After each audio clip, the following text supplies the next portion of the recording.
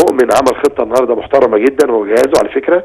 مؤمن ملوش ذنب في الخمسه. مؤمن ما قالش لطارق يضغط عليك الكره تاخد منك تيجي جون، ما قالش لاحمد توفيق الكره تتعب منك تيجي جون، ما قالش ابراهيم صلاح الكره، ما قالهمش الكلام ده طبعا.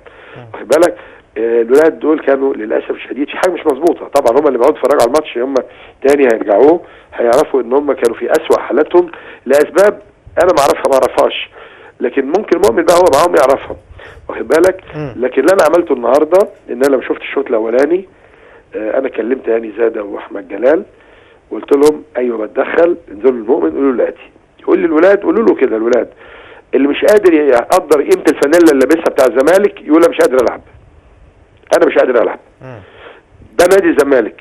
وبعدين حضرتك عايز تحترف، جاي لك الباترينا كاس العالم للانديه، واخد بالك؟ حضرتك عايز تزود عقدك، يعني اجتهد. ده مش الشناوي، ده مش وحش افريقيا.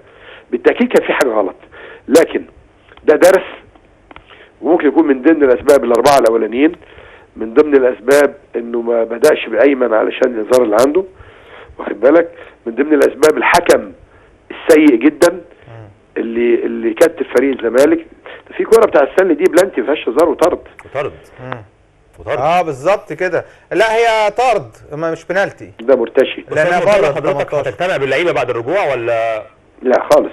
مش ناوي تجتمع؟ لا لا لا لا عشان تسيب الموضوع يمشي ولا هيزعل؟ بص طيب خط قطع، هنحاول نكلمه تاني.